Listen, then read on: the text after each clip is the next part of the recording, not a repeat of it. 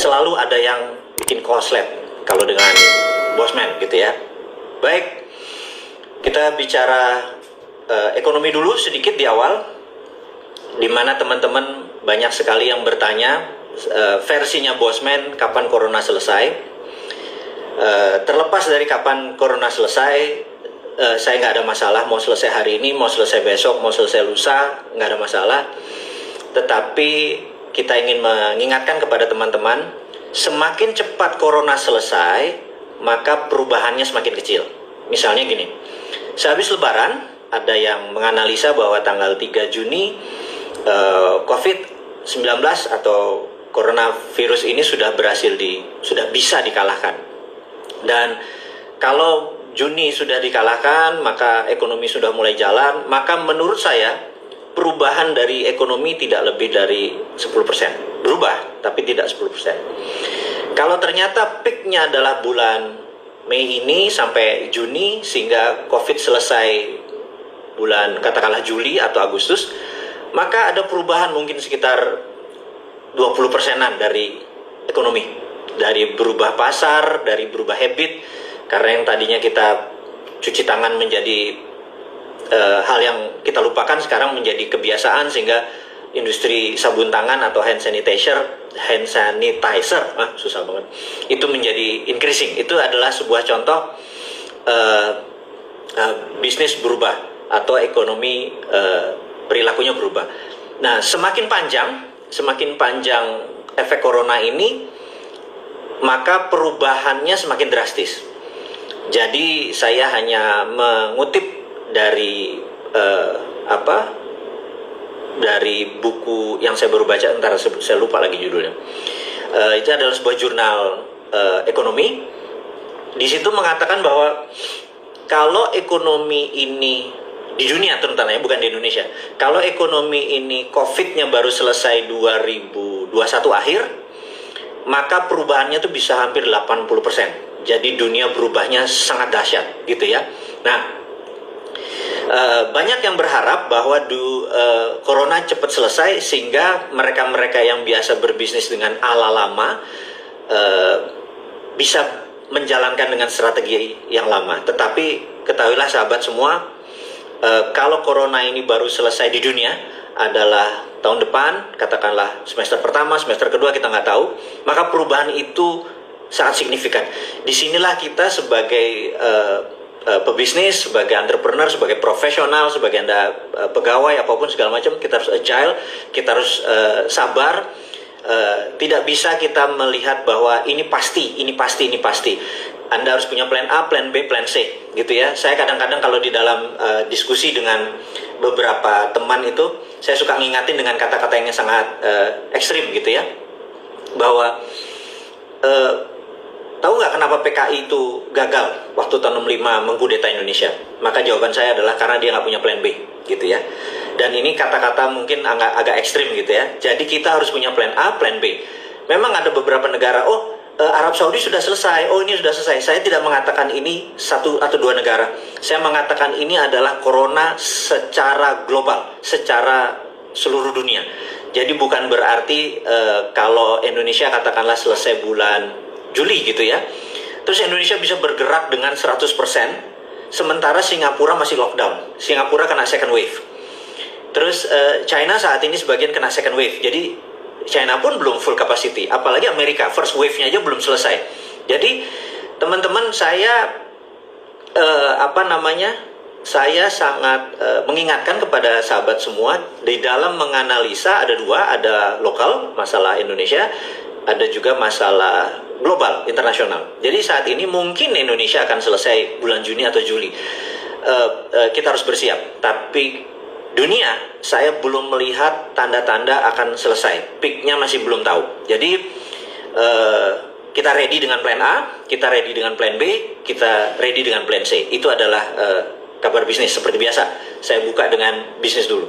Nah, yang kedua adalah seperti biasa, di dalam video-videonya Bosman selalu menceritakan tentang geopolitik dan geostrategi. Ini hanya rasa prihatin saya kepada anak bangsa, di mana kita tahu sejak reformasi 20 tahun yang lalu, Pelajaran pendidikan Pancasila, pelajaran bernegara agak kurang, bahkan dikatakan hampir hilang. Jadi mereka-mereka yang berusia 39 tahun ke bawah, pemahaman bernegaranya berbeda dengan yang mereka-mereka yang senior gitu ya, yaitu yang usianya mungkin di atas 50 tahun gitu ya. Nah, tapi pelajarannya kita buat populis, kita buat santai, kita buat tidak heavy atau berat gitu ya. Sebagaimana teman-teman tahu, udah 2 episode saya menceritakan tentang geopolitik dan geostrategi, dan hari ini pun kita akan kupas sedikit gitu ya. Saya akan kupas dengan sebuah tulisan yang berjudul Long Telegram. Long Telegram ini ditulis oleh George F. Kennan, jadi Kennan, K-E-N-N-O-N, jadi Kennan. George F. Kennan adalah mantan duta besar Rusia waktu itu masih Soviet, dari Amerika, dan dia menulis judulnya Long Telegram. Ini menarik karena sejak saat itu foreign policy atau kebijakan luar negeri Amerika sampai sekarang tidak berubah. Saya sengaja memberikan pelajaran ini dari Amerika dulu, kemudian baru Anglo-Saxon, Inggris, kemudian baru kaum Arya, Jerman, Rusia dan lain sebagainya, dan terakhir kita yang kaum kulit berwarna ini yang sama mereka orang kulit putih tidak dianggap gitu ya. Saya harus menceritakan ini apa yang mereka pikirkan, bukan apa yang kita tahu. Sekali lagi, saya banyak belajar dan banyak membaca, banyak berdiskusi dengan teman-teman urusan geopolitik dan geostrategi, dan sudah 18 tahun per hari ini. Jadi rasanya itu dari bawah sadar saya kalau bicara begini. Oke, balik lagi ke informasi yang George F. Kennan tadi. Dia mengatakan bahwa Amerika itu memiliki 5,7% populasi dunia. Ini tahun 40 ya. Ini adalah tahun 40-an, hampir tahun 50-an, 49 atau 47 saya lupa. Amerika itu memiliki 5,7% populasi dunia, tapi menguasai 65% world wealth atau kekayaan dunia gitu.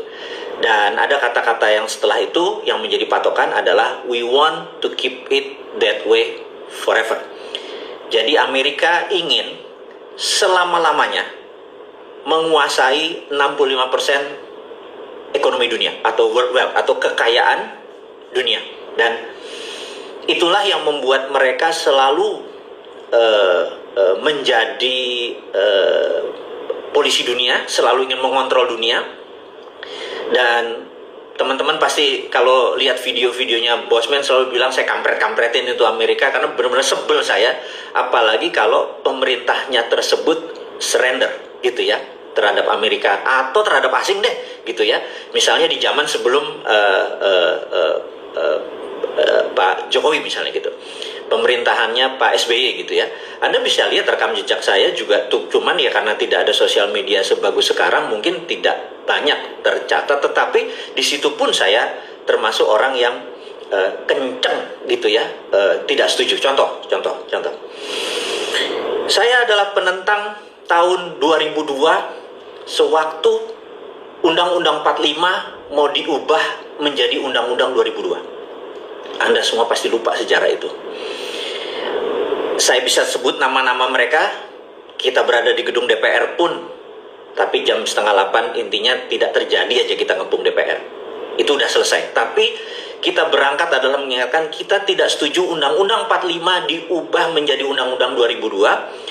Karena Undang-Undang 2002 kalau disetujui, sekali lagi ini kan kita bicara sebelum disetujui, akan menjadi begini. Begini itu persis seperti Indonesia saat ini gitu ya.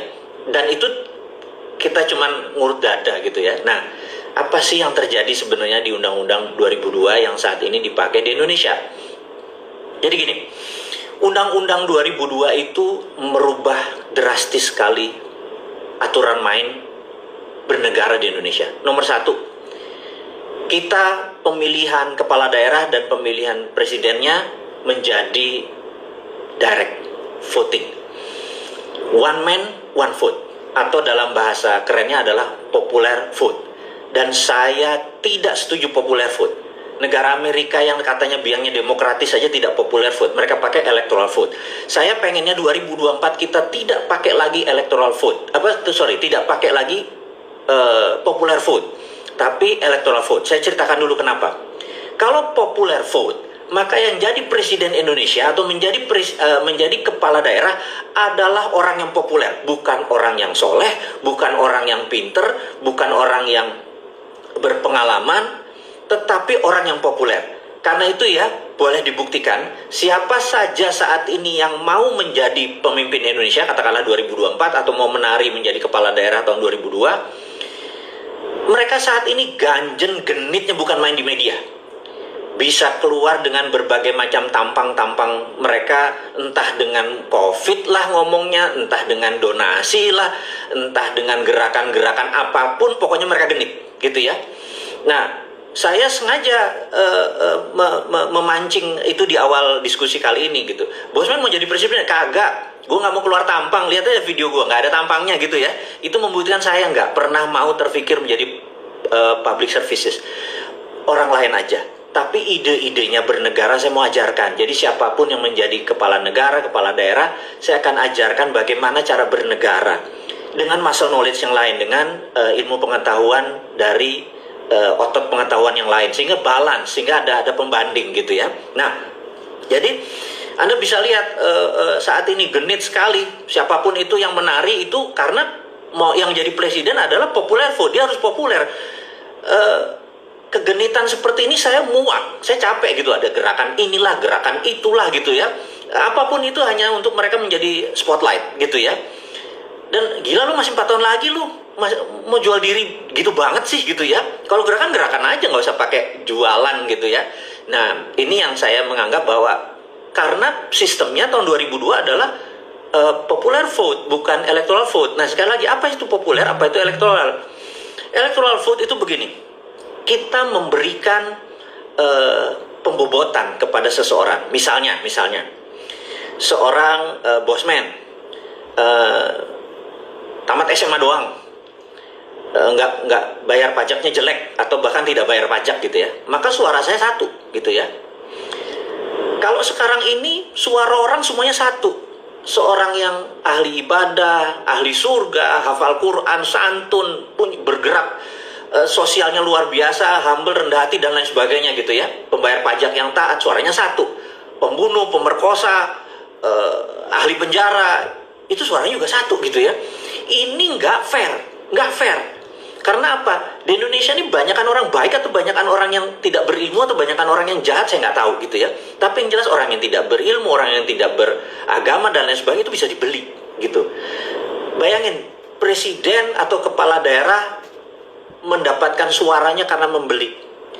Itu nggak jujur banget gitu ya. Gimana bisa menjadi bangsa besar kita gitu. Nah, kalau electoral vote misalnya, kalau dia sarjana kayak tadi bosman suaranya 1, tapi kalau dia sarjana S1 gitu misalnya, dia suaranya 2. Sarjana S2 dia suaranya 3, sarjana S3 suaranya jadi 4. Terus sarjana S3 dia membayar pajak 1 miliar setahun, suaranya jadi 17 gitu.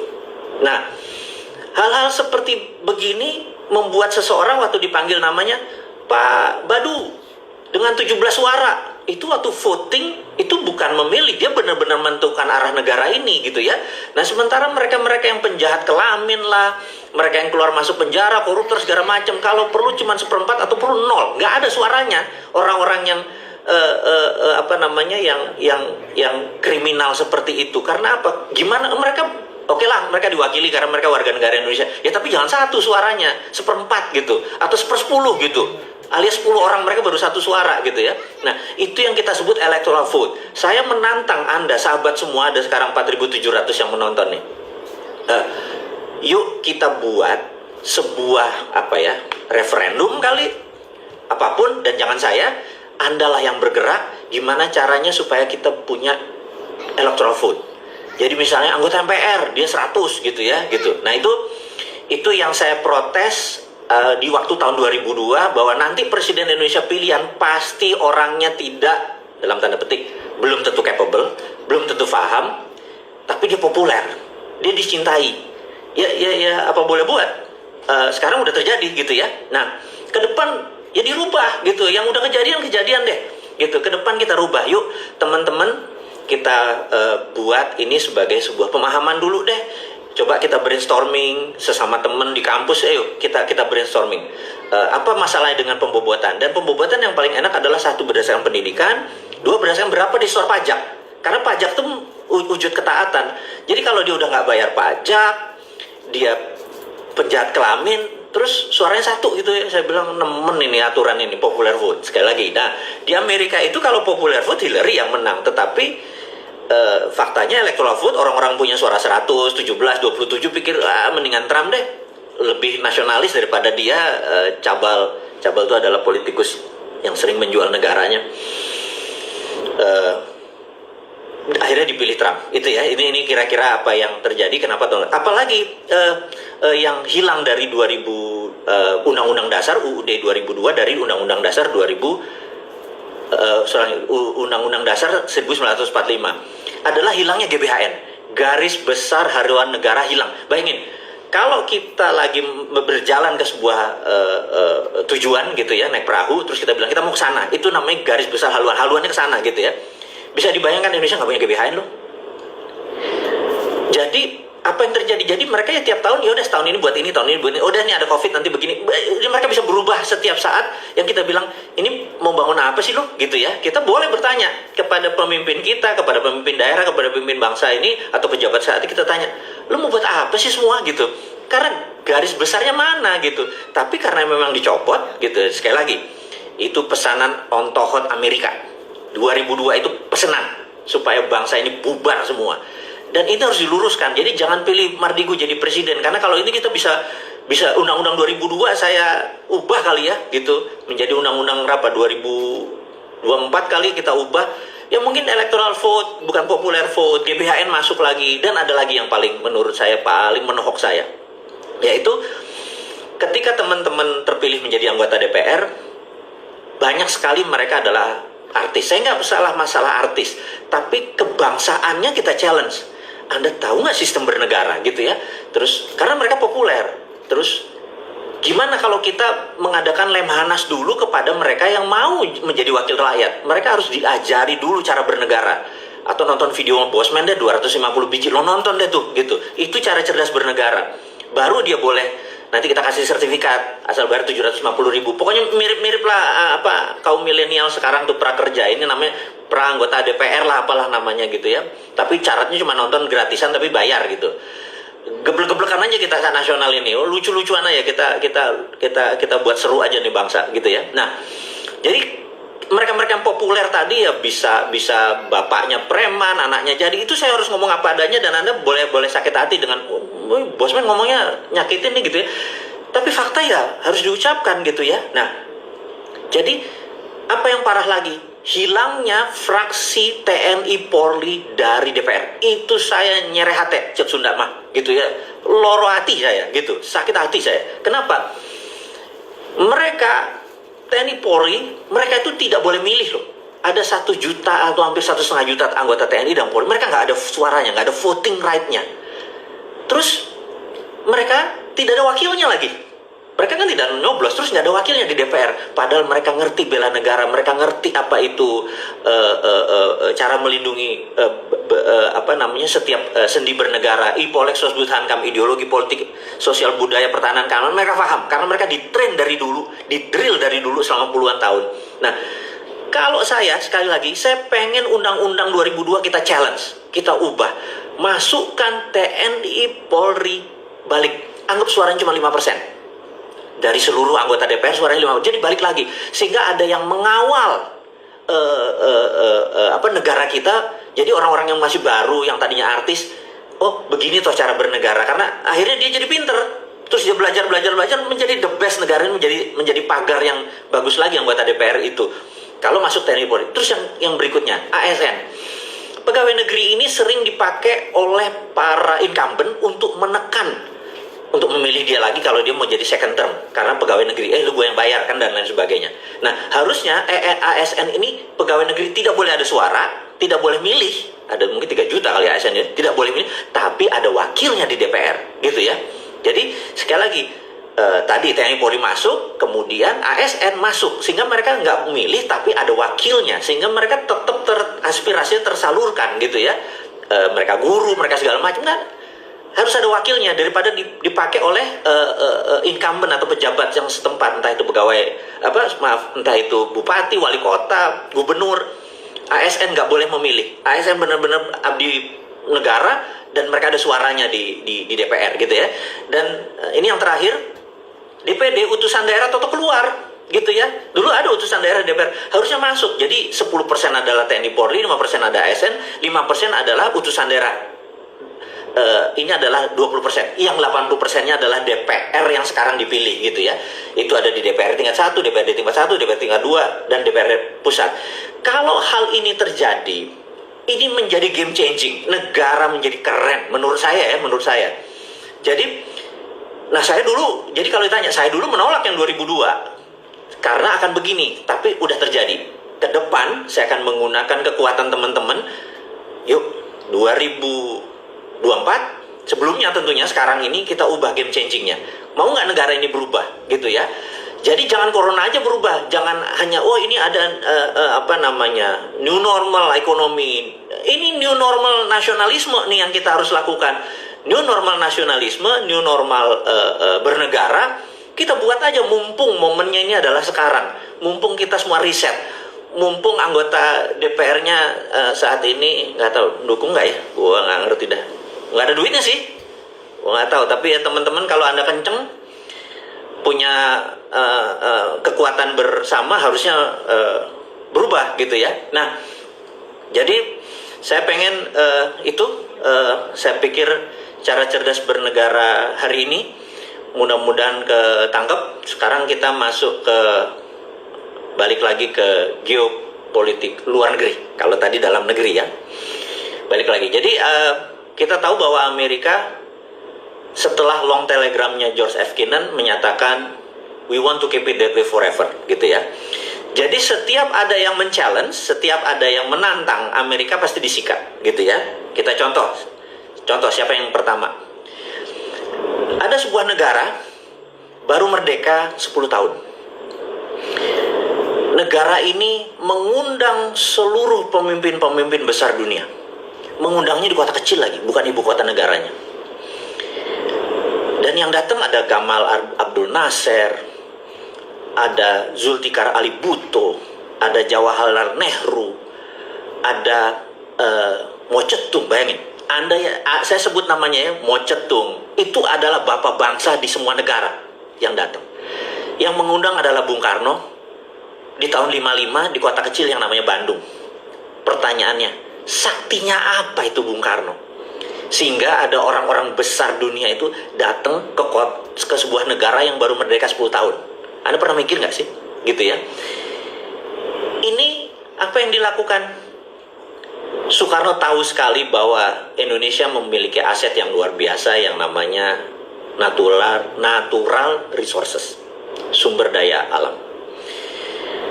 Dari mana taunya bahwa sumber daya alam di Indonesia itu the best in the world? Bukan one of the best, jadi the best in the world. Sederhananya begini. Kalau ada bola, dari bola apa ya? Dari bola plastik kita tiup. Kemudian di bola itu kita kasih glitter, kita kasih yang sparkling, yang mengkilat tuh. Kemudian bola itu diputer. Apa yang terjadi? Glitter itu di mana nempelnya? Glitter itu nempelnya ada di tengahnya gitu ya. Tengah glitter. Nah, di Indonesia ada di Katulistiwa. Sudah miliaran tahun bumi ini berputar pada porosnya. Betul ya? Kecuali yang flat earth lah, silahkan itu. Gua nggak ngerti gimana dia bisa ada matahari siang malam tuh kalau nggak matahari berputar. Otaknya pun nggak tahu lah di mana. Gua anti flat earth gitu ya. Yang jelas ini kita putar, bumi ini diputar. Karena itu seluruh mineral terbanyak ada di lingkar ini gitu ya. Nah, mineral itu kalau di tabel periodik dulu waktu SMA kan kita suka ngapalin tuh hari libur nanti kita rebus kubis Prancis. Ingat nggak pelajaran itu? Udah pada lupa? Lu kimia pada kemana? Terus besok minggu cari Sri Baginda Laja ke BE, SG dan lain sebagainya. Ingat ya pelajaran itu ya. Nah, itu semua ada di Indonesia. LI yang saat ini lagi dibangga-banggain orang litium ada di Indonesia gitu ya. Nah, Soekarno tahu sekali bahwa mineral-mineral tadi, mulai dari mineral tanah jarang atau rare earth sampai mineral precious group metal, itu semua ada di Indonesia. Kalau dia audit, katakanlah nikel diaudit, misalnya nilainya ini dari langit aja ya, 1000 billion gitu ya. Terus copper nilainya 1000 billion gitu ya. Terus apalagi dia sebutin lah, mangan, thorium, palladium, osmium, germanium, apapun sebut gitu ya. Nah, kalau anggap aja nikelnya deh 10 nilainya 1000 billion gitu ya. Ini kalau diterbitkan surat berharga itu namanya sovereign wealth fund yang saya sering dengung-dengungkan. Dulu Pak Karno pakai sebagai bargain power gitu. Ini akan dibagikan, dipinjemin kepada teman-teman negara-negara tadi, Gamal Abdul Nasser di Mesir, atau si Zulfikar Ali Bhutto Pakistan, mungkin Mao Zedong dan lain sebagainya. Pada saat selesai tahun 55, Amerika gemeter gitu, Amerika gemeter. Dan itulah operasi yang saat ini saya menyebalkan adalah, kita bisa tahu CIA operation menumbangkan Pak Karno, diganti dengan, ya sejarah sudah itu semua. Itu karena Indonesia segitu powerfulnya pada saat itu dan lupa melakukan strategi-strategi yang penting. Jadi kalau saya nih jadi presiden, saya pasti suka modelnya model Soekarno nih, nggak kayak strateginya nggak cantik nih, pasti saya jeder-jederan gitu ya. Karena itu saya nggak mau. Tapi saya mengingatkan, kita harus menoto titis. Jadi kita menoto, kita harus teliti, dan kita harus tepat sasaran. Notonya sekarang bahwa kita mau jadi negara besar. Kenapa sekarang? Saya ingat kemarin 1 Mei, sewaktu Presiden Singapura Nation Speech bicara di TV nasional, dia mengatakan bahwa sekarang masa deglobalisasi. Apa artinya sahabat? Paham nggak deglobalisasi? Dulu kan ada globalisasi, di mana ada global supply chain, negara ini produksi ini, negara produksi ini. Sekarang deglobalisasi artinya semua negara balik ke nasionalisme, balik ngurusin dirinya sendiri. Dan Singapura panik kalau terjadi deglobalisasi, negara Singapura adalah negara yang bergantung pada negara lain gitu ya. Mendadak negara ngurusin sendiri-sendiri gitu. Nah, pada saat negara ngurusin sendiri-sendiri, Singapura panik. Singapura harus merubah country actionnya gitu ya, dan dia udah ngomong, saya bilang wah hebat juga nih, saya pikir dia pasti sudah thinking far gitu ya, dan pemimpinnya bagi saya adalah visioner sekali. Saya pikir oke, saya salut, saya rinci sekali, saya catat apa yang dia maksud. Nah, kembali lagi, pada saat semua negara sekarang deglobalisasi, mereka ngurus dirinya sendiri, ngurus karena COVID, ngurus karena efek ekonomi dan lain sebagainya. Terus banking ada masalah problem, masalah non-performing loan, segala bangsa ini sebentar lagi punya masalah itu. Kita kan masuk ke dalam. Inilah masa kita menata grand plan kita untuk sovereign wealth fund kita berdaulat, sehingga rupiah lebih powerful daripada dolar. Jangan lagi pakai dolar, apa-apa pinjam dolar, apa-apa nyari foreign direct investment. Saya tuh kadang-kadang kesel tuh, kadang-kadang emang lu nggak sadar ya ada pengetahuan knowledge yang lain gitu ya. Lu Keynesian banget sih, ini udah post Keynesian gitu. Itu yang saya bilang, ini modern economic theory. Gitu rasanya gregetan tuh, kayak gimana sih orang di dunia ini yang punya sovereign wealth fund kita yang terbesar, kita bisa rupiah underlying-nya bisa, sovereign wealth fund bisa mempengaruhi dunia. Pada saat mereka, makanya saya berharap, ini jadi aneh saya berharap COVID itu lama, satu. Kedua adalah perang itu Cina sama Amerika, bener-bener begitu perang, ini moment of greatness, kita nyalip di tikungan gitu ya. Nah, teman-teman semua, saya mungkin terlalu berapi-api, tetapi saya melihat ini peluang. Karena itu, kok lu nggak lihat sih wahai pejabat, kok lu nggak lihat sih wahai politikus. Dan saya baru sadar, iya sih nggak ada TNI Polri, iya sih nggak ada ASN, yang mereka memang sudah dalam hidupnya memang sudah well plan gitu ya. Terus wakil daerah juga nggak ada porsi yang di daerah. Ini semua jadi ngerti ya. Tapi kan kita punya sosial media, kita punya sahabat-sahabat semua yang ada di tempat Instagram. Yuk kita buat kesadaran nasional. Jadi ini ada bukan sekedar new normal dalam ekonomi, tapi ini adalah new normal dalam nasionalisme gitu ya. Karena apa? Deglobalisasi tadi, anti globalis, kita menjadi balik ke nasionalisme. Jadi Indonesia for Indonesia gitu ya. Kekayaan kita jangan sampai dikeruk oleh, ada pejabat tuh kalau nggak salah yang favorit banget ngeruk dengan alasan wah kita menjadi, padahal lu doang yang untung, gua kagak gitu ya. Nah, kita lebih baik nggak usah ditambang, kita ambil ini semua sebagai jaminan. Nah, itu yang disebut sovereign wealth fund. Teman-teman, kepanjangan nih gue ngomong nih, kayaknya kalau udah hari Minggu begini suka lupa waktu. Jadi tuh kan udah 30 menit gitu ya. Jadi saya tambah sedikit informasi bahwa eh, kita ini iklan dulu, iklan. Lu mah ngegas aja lu, nanti gua di challenge orang nih yang enggak. Oke, kita iklan dulu. Bahwa saya sekedar mengingatkan teman-teman bahwa Vision 2030 untuk Rumah Yatim Indonesia hanya berlaku sampai di bulan Ramadan ini. Kalau Anda mau memesannya dan membelinya, kami dari Rumah Yatim Indonesia mengucapkan terima kasih banyak. Yang kedua adalah kami saat ini lagi memfokuskan kepada satu bisnis, gitu ya, satu bisnis. Bisnisnya ini begini, ini ngomong bisnis dulu, udah lah geopolitik nantilah. Lu nggak bikin kaya, ini bikin lu kaya, gitu ya.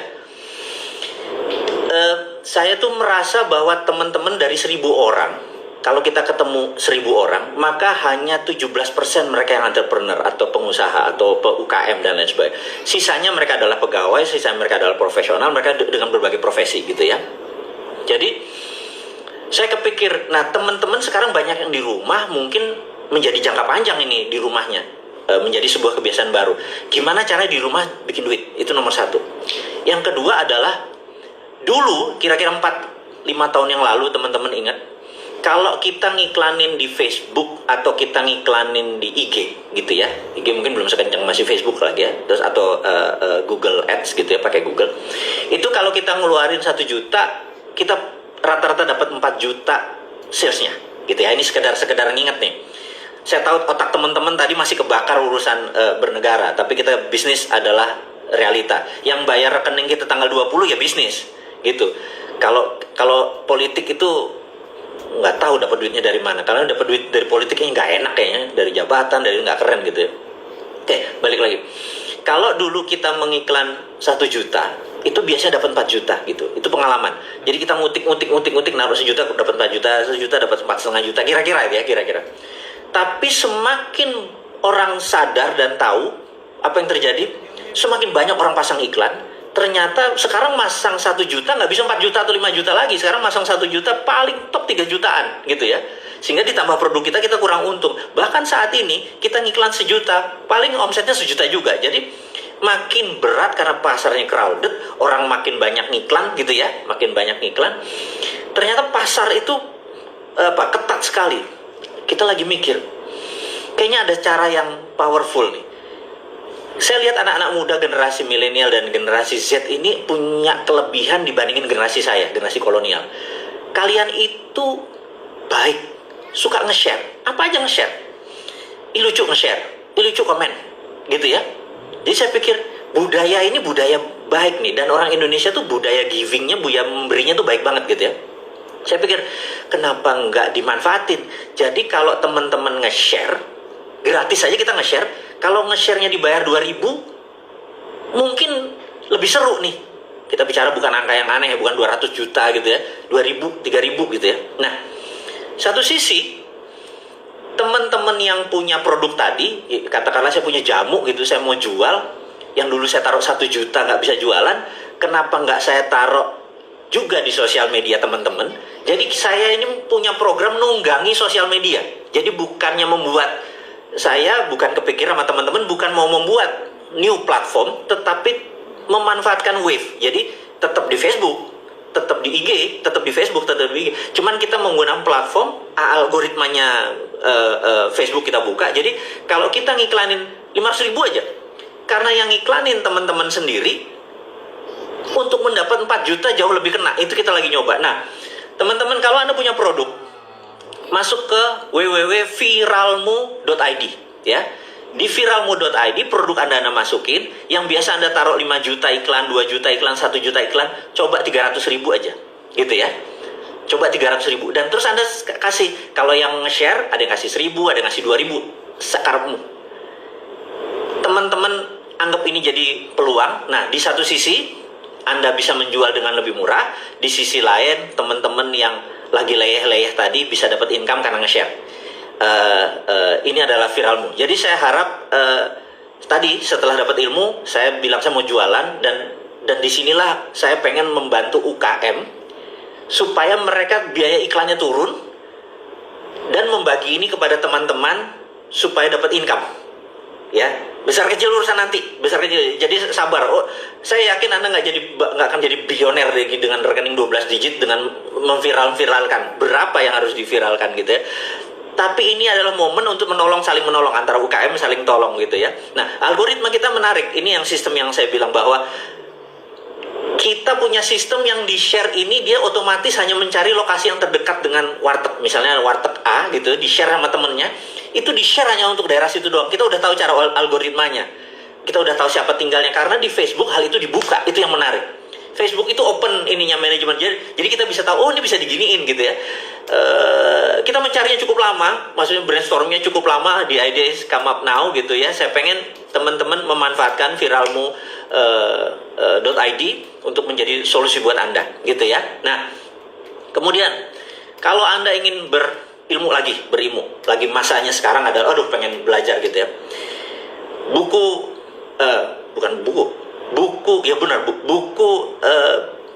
bisnis nggak seanjing itu kawan, itu powerful banget karena saya baru tambah kurangi lagi. Dan saya pikir kalau bisnis akhirnya hanya pebisnis doang. Saya pikir jangan. Integritas itu bukan masalah pebisnis. Parent, sebagai ayah, sebagai orang tua, murid, student, semua profesi, integritas harus ditegakkan. Karena kalau semua menegakkan integritas, semua orang melakukan hal yang benar, Indonesia menjadi powerful, gitu ya. Jadi pelajaran yang tadi hanya sekedar berbisnis integritas seperti mengkritik anak-anak 5,6 triliun hanya untuk belajar pancing, nggak tahu, jangan-jangan nanti besok ada belajar karambol gitu ya, bilang wah gila lu belajar karambol lu, masuk ke dunia pelajaran gratis itu, terus negara harus bayar gitu ya. Saya bilang ini kurang ngajar nih anak-anak. Jadi gara-gara kepikiran itu saya pengen mengajari orang begini loh bisnis integritas, dan saya pernah melakukan kesalahan. Supaya jangan Anda lakukan kesalahannya, ada 50 tulisan saya yang stupid, yang goblok, yang kejedot. Jadi itu bukan yang sukses-suksesnya aja. Terus gimana saya melakukannya, gimana saya minta maaf, gimana saya merendahkan diri saya supaya survive. 25 tahun berbisnis gak gampang. 25 tahun masih ketemu lo lagi gak gampang. Kalau Anda gak punya integritas, bilang gue pernah dimakan sama bosman, habis gitu ya. Hal itu panjang, dan sebagai parent, sebagai husband, sebagai pasangan hidup dan lain sebagainya. Ini yang saya pengen teman-teman punya di buku. Pesan aja. Nanti di IG ini akan keluar di mana pesan dan belinya. Dan terakhir, kalau Anda benar-benar ingin merubah mindset, kalau ini beda nih, karena ada subliminalnya. Road to Billionaire itu harus pakai headset. Karena gelombang kiri yang makanannya berbeda. Karena selisihnya 4, sekian cycle per second itu adalah learning gelombang belajarnya. Jadi pada saat gelombang headsetnya berbeda, masuk pelajaran itu menjadi platform kita di bawah sadar gitu ya. Kalau enggak, kita membentuknya puluhan tahun. Habit itu bentuknya lama. Kalau ini agak dipercepat. Dan pelajaran itu memang ada tulisannya, tapi karena pakai subliminal, karena itu barangnya mahal. Karena alat itu cuma ada di Singapura, di Indonesia nggak ada. Kami buatnya di Singapura dan mahalnya minta ampun, karena itu barangnya nggak murah gitu ya, teman-teman. Jadi itu adalah sedikit jualan saya, iklan di ujung dari pelajaran tentang geopolitik dan geostrategi. Saya ulangi lagi supaya teman-teman ingat bahwa saya berharap Undang-Undang Dasar ya, UUD 2002 diubah menjadi Undang-Undang Dasar baru agar kita ke depan mempunyai pagar-pagar bela negara, yaitu anggota DPR, sistem electoral vote. Itu bisa membuat kita menjadi bangsa yang kuat. Kemudian sovereign wealth fund, apa yang distrategikan oleh Bung Karno, yang benar niatnya, tapi caranya waktu itu mungkin tidak dengan kekuatan yang lain sebagainya. Sekarang kita toto yang benar, supaya kita bisa sovereign wealth fund, rupiah ini $1 jadi $1. Itu dengan kekuatan sumber daya yang kita. Dan syaratnya satu, jangan dikeduk. Jadi SWF itu, sovereign wealth fund itu, kalau dibilang kita mengeduk tambang, itu membuat aset kita hilang, gak sovereign lagi, tidak berdaulat lagi. Tapi biarin buat anak cucu kita, jangan ditambang. Value-nya saja yang kita angkat, kita jadikan paper. Dan karena 1:1 antara paper dengan ini, paper itu lebih powerful daripada kita dolar yang saat ini di printing tanpa sebab. Jadi mudah-mudahan teman-teman, hari ini Anda dapat sesuatu yang baru. Hari ini kita bersemangat baru. Indonesia baru, saya tidak ingin ada perang, tetapi sekali lagi, kalau ada perang, ini ada opportunity kita. Kalau COVID ini lama, jadi ini COVID kill life. Emang benar COVID membunuh manusia atau membunuh kehidupan. Tapi slow government respond kill everything. Jadi lambatnya keputusan pemerintah itu membunuh semuanya. Dan saya nggak berharap kita salah kaprah, salah analisa, salah data, sehingga semuanya jadi lambat. Terus malah kitanya bubrah. Biarin Cina sama Amerika bubrah, biarin dunia bubrah. Tapi Indonesia harus solid, keputusan harus cepat. Dan peluangnya adalah SWF. Sovereign Wealth Fund itu dipakai untuk solusi anak bangsa. Kalau nggak ngerti, panggil bosman, kemanapun. Ngomongin Sovereign Wealth Fund. Dan Anda harus ada hal yang penting. Harus biji, Anda harus berani. Gitu ya. Jangan sampai pinter doang, biji lu nggak ada gitu ya. Percuma jadi pemimpin. Dari saya cukup sekian.